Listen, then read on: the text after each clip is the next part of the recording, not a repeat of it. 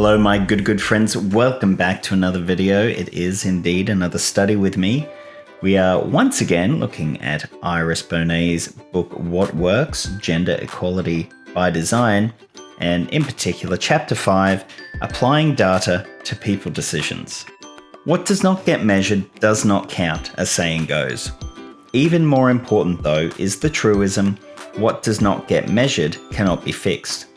Any organisation that hopes to learn and improve needs to base its decisions on evidence. This is particularly true when confronting problems that are the result of systematic unconscious bias. It also explains why a focused, data-driven effort to solve gender inequality can yield a double reward. By bringing its consequences to light, gender inequality can help organisations both do the right thing and invest resources in those policies, organisational practices, and structures that yield the highest returns. Before you can do any of that, however, you need to know what is broken. And to measure that, we are armed with not only new knowledge about how the mind works, but new tools to assess consequences. When it comes to improving our people decisions, few new tools promise to revolutionise human resource management as thoroughly as people analytics. It also holds out the promise of informing new designs to address gender inequality. The US workforce consists of more than 150 million people. More than 220 million are in the labour force in the European Union. In India, corresponding estimates suggest a labour force of more than 480 million, and in China of almost 800 million. Globally, more than 3 billion people work or seek work. For the last 30 to 40 years, we've been collecting a lot of information about these people, what they do, where they work, where they went to school, what their demographic characteristics are, how they perform, and maybe even how much money they make. But only now are we starting to use this data to improve our people decisions. In its purest form, people analytics collects large amounts of data and uses complex applications to measure relationships between variables and detect patterns and trends. For example, was your company right in assuming that graduates from the best colleges make the best analysts or salespeople or programmers? Maybe a degree from Harvard is highly correlated with job performance, or maybe not. Perhaps where an employee received her secondary education matters for some jobs, but not for others. You won't know unless you measure. Data analytics has already been applied to combat crime, help prevent and manage natural disasters, improve healthcare, and make economies more productive. It has even been credited with helping people get elected. President Obama's campaigns were the first to make systematic use of big data rather than the usual guru-like intuition to better understand how to mobilize support. This is far from just an American phenomenon. One reporter summed up the 2014 Indian elections this way: "It's no exaggeration to say that big data analytics, the process of capturing, managing, and analyzing massive amounts of data to generate useful information, was in part responsible in helping the Bharatiya Janata Party (BJP) and its allies secure the biggest election victory in more than 3 decades." Today, many large companies use data analytics to better predict market trends, manage risk, measure customer needs, create improved customer experiences, optimize supply chains, and monitor compliance. Only a few, however, have started to apply data analytics to improve their people practices. One of them is Google. Calling its human resources department People Operations, Google has been at the forefront of this trend. The data told Google, for example, that an apparent gender gap, women were twice as likely to quit as the average Google employee, was in fact a parent gap. Young mothers, it turned out, were twice as likely to quit. So Laszlo Bock, the head of the department, introduced a new maternity and paternity leave plan. Instead of the industry standard of 12 weeks, new mothers could take 5 months off and new parents 7 weeks. The impact was immediate. New mothers at Google are now no more likely to leave than the average employee. Turnover is a big concern for many companies. It is expensive to find, recruit, train, and retain talent. Relying on big data, Google figured out how to best predict people's likelihood of leaving. They now use 5 diagnostic questions most predictive of employees quitting. If the aggregate answers to those questions come back below 70% positive, Google knows it has to take action. Otherwise, the analytics make clear that people are very likely to leave the following year. The responses to the 5 questions allow Google to identify the issues costing them employees and target its interventions accordingly, without relating them to any specific individual. Google's HR department has been compared to an employee science lab. Data are tracked and experiments are run constantly to optimize Google's procedures. For example, a few years ago, Google ran an analysis to determine the optimal number of job interviews. Todd Carlisle, Director of Staffing, collected all interview scores a candidate had received from the various people he or she had met. Repeating this for many candidates, he found that the optimal number of evaluators was 4, well below the typical number of interviewers Google had been using. The evidence was irrefutable. 4 independent assessments were enough for the candidate's average score to converge to a final score. Consequently, Google significantly cut back its interview times. Google's People Operations has examined questions ranging from how to maximize employee happiness, higher salary, a bonus or more time off, to how to help employees save for retirement.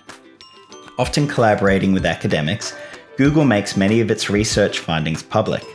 Consequently, we know that the predictability that comes with salary increases makes Googlers happier than the possibility of a windfall bonus. Remuneration isn't the only thing that makes people happy. Research by Elizabeth Dunn and Mike Norton, for example, shows that companies can make their employees happier by letting them decide which charity receives corporate philanthropy.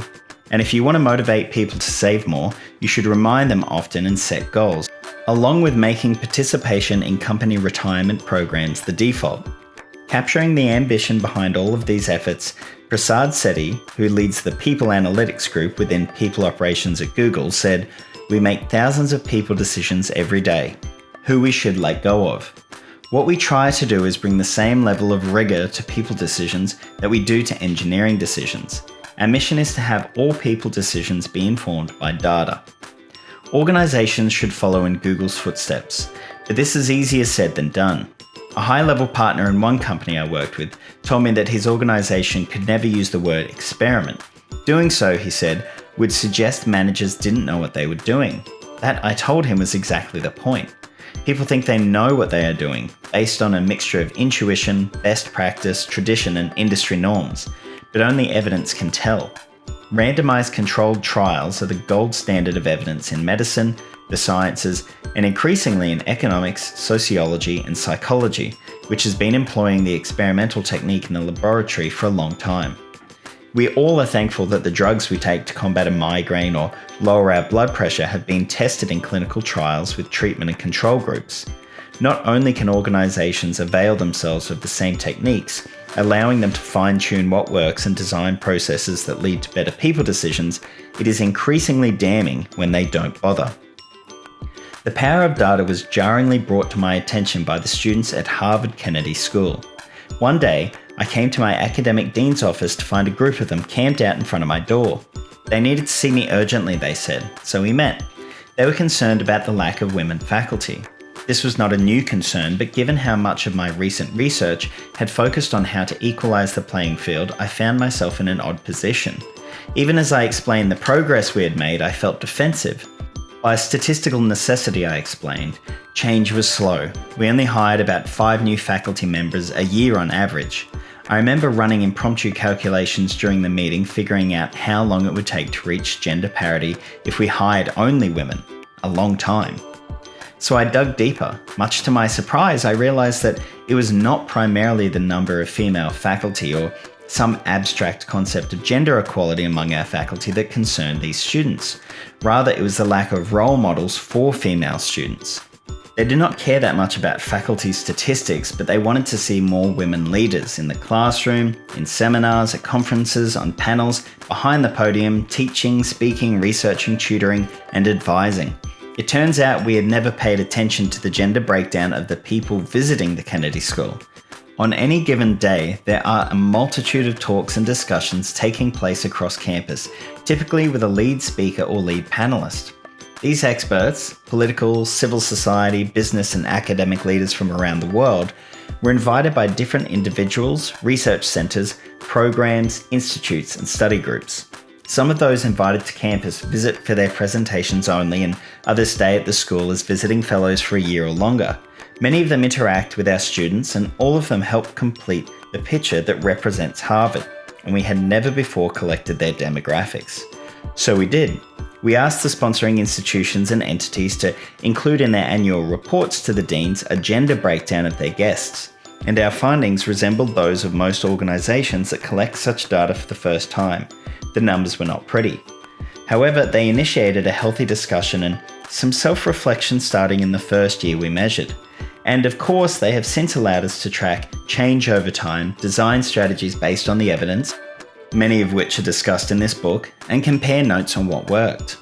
The potential of data analytics to help close gender gaps is enormous. After collecting and analysing large amounts of data in the late 90s, the sociologist Janice Fanning Madden of the Wharton School found that female stockbrokers in two of the largest US stock brokerage firms earned about 60% of what their male colleagues did. The stockbrokers received commissions from the sales of securities to their clients. Thus, the theory went, the female brokers made less money because they sold less.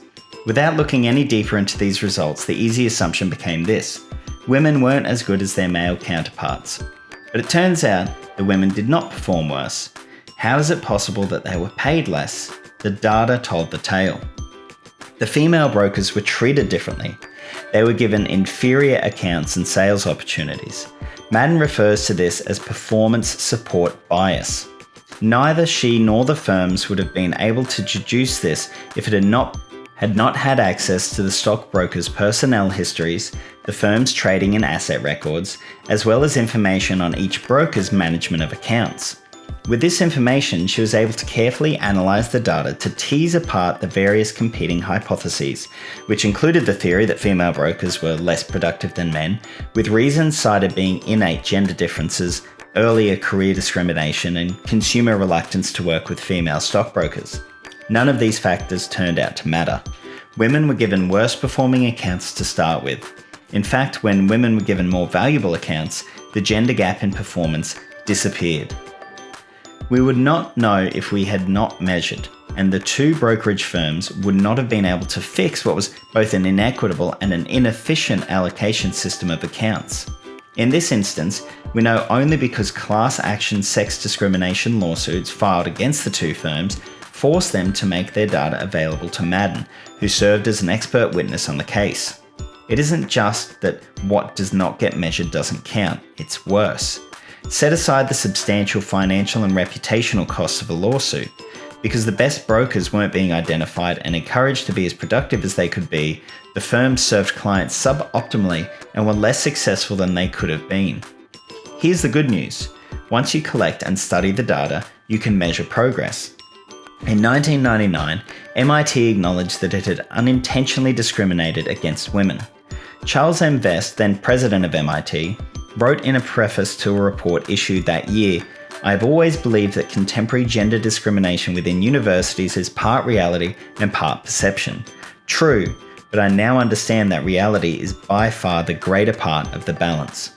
Led by Nancy Hopkins, a professor of biology, an examination of data had revealed gender differences in salary, space, resources, awards, and responses to outside offers. Women faculty were being treated significantly worse than their as-accomplished male colleagues. Nancy and her colleagues' work incited a debate about gender inequality in academia across the United States, with some critics questioning the quality of the data and the subsequent analyses. MIT stood by its report and, indeed, its use of data. Then Dean of the School of Science, Robert Birgeneau, said bluntly, "It was data-driven, and that's a very MIT thing." That data had real consequences. A follow-up study published in 2011 showed that the number of women faculty in science and engineering had almost doubled, and several women held senior leadership positions. Inequalities in resource allocation and salaries had been rectified. Learning from data, it turns out, is a very MIT thing too. MIT is hardly alone. The Swiss government, for example, has developed an online tool called Logib, enabling companies to measure how well they are doing in terms of gender pay equity. More elaborate evaluation tools are now offered by a number of private providers and NGOs. I serve on the scientific council of one such provider. A few years ago, Nicole Schwab, one of the two co-founders and a former student of mine, came to see me to discuss a new idea, the Gender Equality Project. The discussion turned into advisory work in which we helped develop an evaluation and certification tool that allows companies to measure progress toward closing gender gaps in their organizations by assessing both outcome variables related to pay, recruitment, and promotion, as well as input variables such as training, mentoring, and company policies and practices. What started as a project has matured into Edge, a private company and foundation led by the other co-founder, Anila Ungarasan. Companies that have met a global standard for workplace gender equality are EDGE certified. In March of 2015, Jim Yong Kim, the president of the World Bank, announced that his organization would seek EDGE certification, joining already certified companies such as Banco Compartamos Mexico, CEPD NV Poland, Deloitte Switzerland, and L'Oreal USA, among others. In celebration of International Women's Day, Kim acknowledged that the World Bank could only be credible in its efforts to close gender gaps around the world if it walked the talk within its own organization. The EDGE collected data allows the World Bank to uncover patterns in its management of human resources, better understand the dynamics of gender at work within its walls, and identify hotspots ripe for intervention. These are hindsight insights, using data to discover how current practices are influencing decisions and productivity. Predictive analytics, however, can also fundamentally change how we evaluate candidates in hiring, promotion, and performance appraisals, substantially decreasing the role that intuition has traditionally played. Don't misunderstand me. Subjective performance appraisals are here to stay. Very few organizations can do away with them, yet a multitude of studies have shown that the discretion they afford supervisors in evaluating their subordinates opens the door to all kinds of biases. As discussed earlier, pro-male bias for male-typed jobs and pro-female bias for female-typed jobs is prevalent, as is a pro-male bias for positions of leadership and authority. What is even more surprising, even when there are no gender differences in performance appraisals, identical ratings were found to be more likely to translate into promotions for men than for women. The sociologist Emilio Castilla of MIT found this performance reward bias among employees of a large service organization. After having been given the same performance evaluation score as white male employees, women and other traditionally disadvantaged groups received lower pay increases. The finding was particularly striking as Castilla uncovered the bias just when the organization declared itself committed to creating a culture of meritocracy by explicitly linking rewards to performance. To further of what he later called the paradox of meritocracy, Castilla and collaborators run a number of follow-up experiments to examine whether emphasizing meritocracy could backfire, leading to an increase in biased performance rewards. Reminiscent of the licensing effect discussed earlier, the answer sadly was yes. Merit-based reward practices led to greater male favoritism as compared to a non-meritocratic work environment. Why is not entirely clear. Research has shown that when people are primed to feel objective, being offered the opportunity to disagree with sexist statements, for example, they afterward prove more likely to prefer male over female job candidates. Primed by a company's declared sense of meritocracy, evaluators may have felt licensed to act on their biased intuitions. Alternatively, as evidenced by the findings of another study, managers might treat men more favorably to avoid tough conversations. Just as women were not expected to negotiate and reviewed unfavorably when they did so, managers expected women to be more accepting of deviations from their performance ratings. The performance reward bias is a substantial challenge for organizations interested in paying for performance. Compensation and promotion committees often add information not reflected in an evaluation score, but still deemed relevant for compensation or promotion decisions. One of the most common additional considerations is a person's judged potential. Having worked with companies on their performance evaluations and compensation systems, I have found a widespread gender potential bias, in particular in male-dominated industries and work groups, and, like all biases, it is difficult to debunk. Biased judgments are costly, for the employee as well as for the employer, and they affect women across industries, including in female-dominated sectors. According to a 2015 study published in the Journal of the American Medical Association, male registered nurses in the United States, who made up 7% of those in the profession, had higher salaries than the other 93% of nurses who happened to be female. The wage gap applied across settings, specialities with one exception, orthopedics, and positions, and did not significantly change over 25 years from 1988 to 2013. The gender pay gap is prevalent around the world, although the size of the gap varies by country, sector, and specific methodology used to assess it. The US Department of Labor reported a gender pay gap of 21% in 2014, where the gap represents the difference in men's and women's median earnings. The pay gap in 2014 was largest in Louisiana, where women were paid 65% of what men were paid, and smallest in the District of Columbia with an earnings ratio of 90%. In the European Union overall, the gender pay gap was 16.4% in 2013, and the gap represents the difference between average gross hourly earnings of male employees and of female employees. The country in the EU with the biggest gender pay gap, 29.9%, is Estonia, and the country with the smallest gender pay gap is Slovenia with 3.2%. In terms of the OECD countries, overall the gender pay gap was 15.5% in 2014, representing the difference between men's and women's median earnings. The OECD country with the biggest gender wage gap was Korea, with 36.6%, and the country with the smallest gender wage gap was New Zealand, with 5.6%. Not all of the gap is due to discrimination.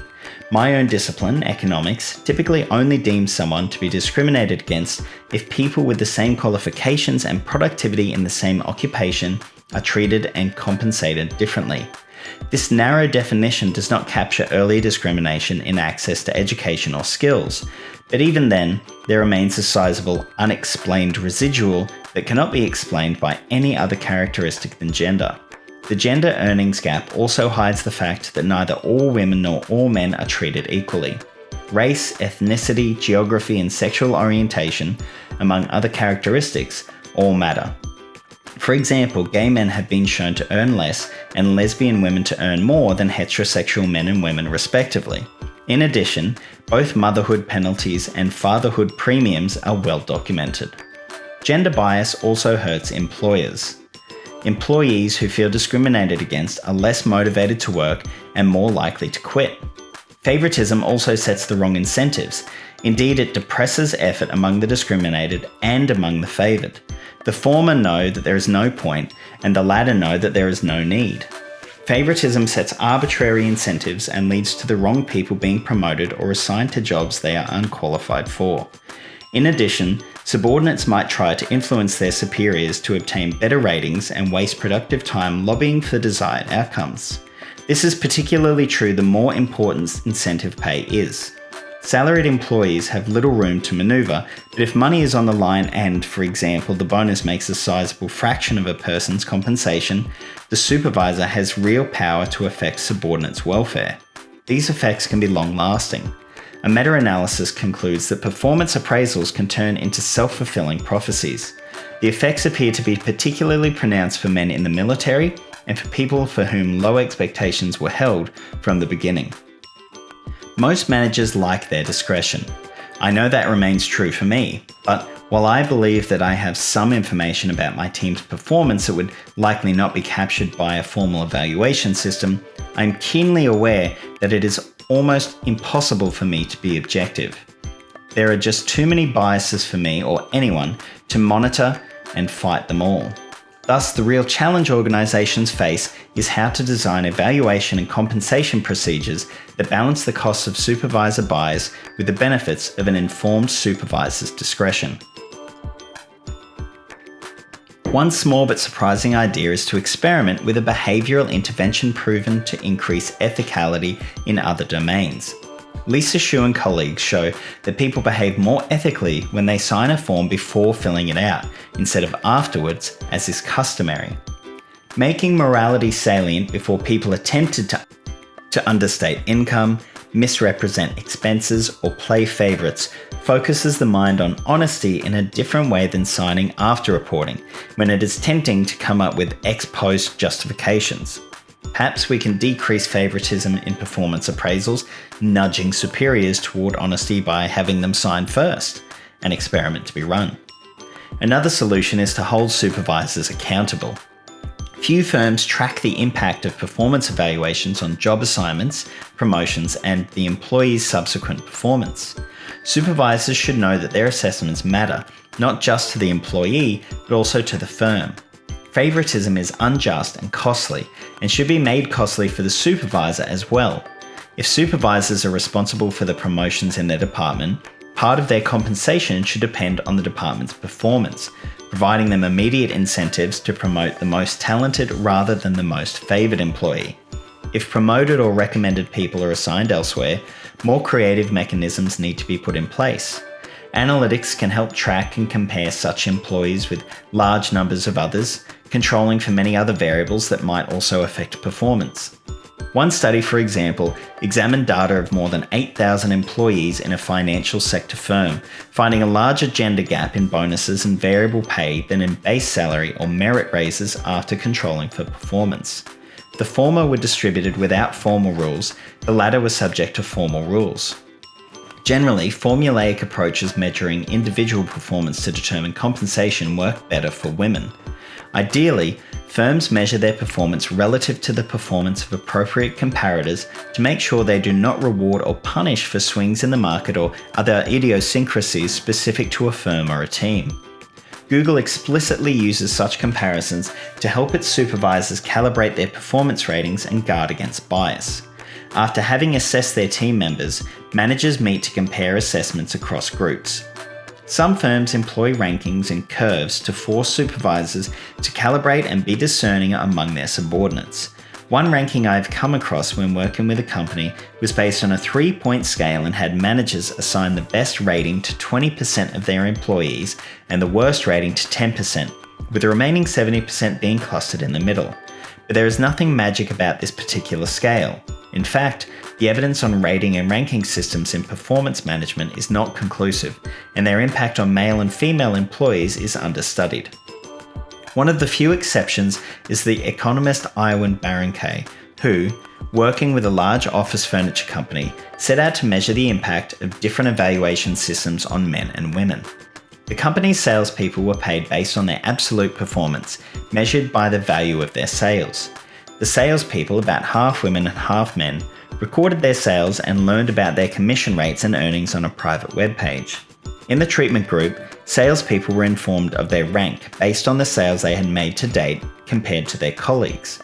It was kept private, with their ranking appearing next to their name on their personalized web page.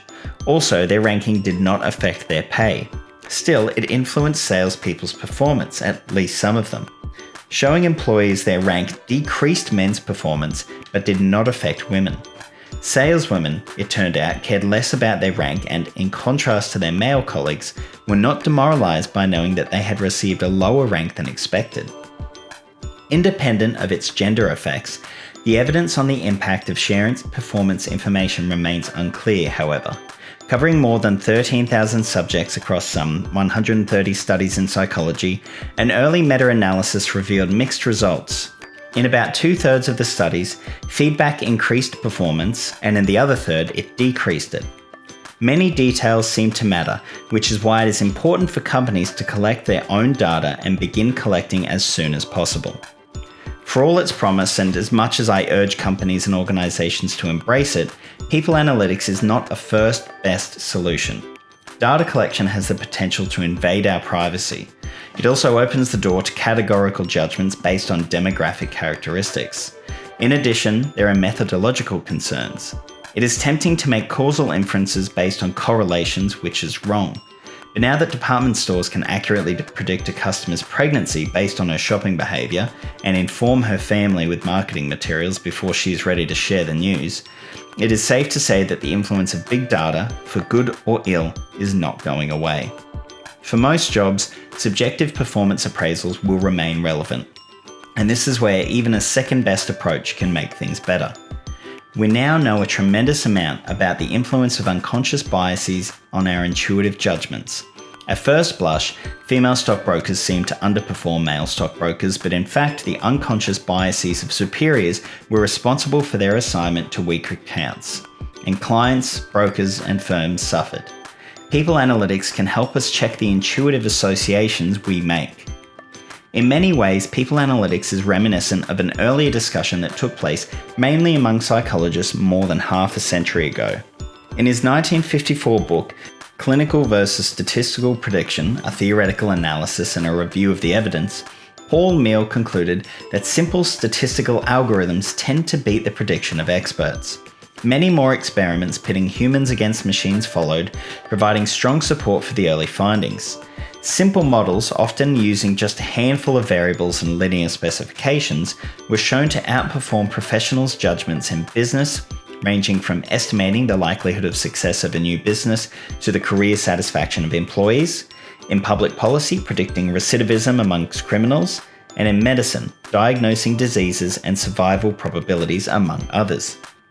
Over the course of 20 years, Philip Tetlock invited almost 300 experts, economists, political scientists, and policy and other decision makers to make thousands of predictions that he compared with actual outcomes. Topics range from economic performance to interstate violence to nuclear proliferation. Soberingly, the experts did rather poorly, not much better than dart-throwing chimps, Tetlock writes in his book Expert Political Judgment. They slightly outperformed Berkeley undergraduates and did significantly worse than an algorithm extrapolating from the past and predicting more of the same for the future. The cumulative evidence is starting to have an impact. Moneyball, the 2004 bestseller by Michael Lewis, demonstrated that even in sports it was better for scouts to entrust the machine with deciding which players to acquire. Developed by a Harvard graduate, the algorithm led the Oakland A's to 103 wins for the season, one of the best records in baseball. In the meantime, almost all major leagues have replaced human intuition with formulas, and other sports have followed suit. But despite the preponderance of the evidence, then and now, people remain skeptical of algorithmic judgment. A review of the evidence suggests that the instances when human judgment outperforms algorithms are extremely rare and typically involve situations where people have important information that the machine does not. But even then, challenges remain, for people cannot distinguish between beneficial adjustments due to information asymmetries and harmful adjustments due to overconfidence. A group of researchers from the Wharton School documents how widespread is what they refer to as algorithm aversion. Across firms and forecasting domains, including banking, manufacturing, and beauty, professionals either did not use algorithms at all or placed too little weight on them. Strangely, people became even more averse to algorithmic forecasts after they saw them outperform human forecasters. Across 5 studies where participants either observed forecasts made by an algorithm, a human, both, or neither, those having seen the algorithm perform became less confident in it and less likely to prefer even a more accurate algorithm over the inferior human. We do not forgive an algorithm when it makes errors, even when it makes significantly fewer errors than humans do. Digging deeper, the researchers learned that people think that while algorithms might well outperform human judgment on average, the algorithms are perceived as being unable to learn from their mistakes or respond to unusual events. Such agility of thought and ability to update based on past experiences is ascribed to humans, despite much evidence showing that when humans, drawing on their own observations, correct algorithms, they often make the algorithms less accurate. But could these adjustment costs be outweighed by the benefits people derive from being involved? Maybe giving people some control over algorithms might decrease their aversion, make them more willing to use them, and consequently improve forecasts. It turns out we can design our way out of algorithm aversion. To test this, the researchers asked participants to predict students' performance on a number of tests based on some background information, for example, highest degree earned, number of friends not going to college, favourite school subjects, or whether or not they had taken any advanced placement tests. Study participants were paid for the accuracy of their predictions. Allowing people to correct an algorithm's forecasts decreased their aversion and made them more likely to use it. Interestingly enough, people do not appear to require a whole lot of leeway. Rather, the tiniest increase in their ability to make adjustments makes them more satisfied with the process and help them remain confident in the algorithm even after it errs. Thankfully, a small degree of freedom is enough to substantially reduce their skepticism and let the algorithm do its work and, as the data would have forecast, outperform the human mind. The message of this chapter is straightforward. We should make more use of data and data analysis. We should use big data to understand whether there are gender gaps in pay or promotion in our organizations, diagnose why, and inform interventions designed to close the gaps. And we should employ experiments to evaluate whether or not our interventions work. Big data can also be used to better predict which employees and students would be most likely to succeed in our organizations and schools, and under which conditions. Algorithms will help. We can overcome our aversion to them by giving people the opportunity to intervene and adjust, ideally not too much lest we decrease the accuracy of the algorithms, but enough for people to be willing to use them. If you're still with me after that, thank you very much. Another quite long one there. It's very interesting to me, the notion of being able to utilize data, but what kind of gets me is being able to identify, I suppose, the variables and what you're going to be able to measure, and then developing those systems to actually measure them. I like the idea and I like data. It's just, I suppose, that methodological or experimental design that always gets me. But if you have any ideas or have any experience with that kind of stuff, drop it in the comments below because I would be super interested to hear about it.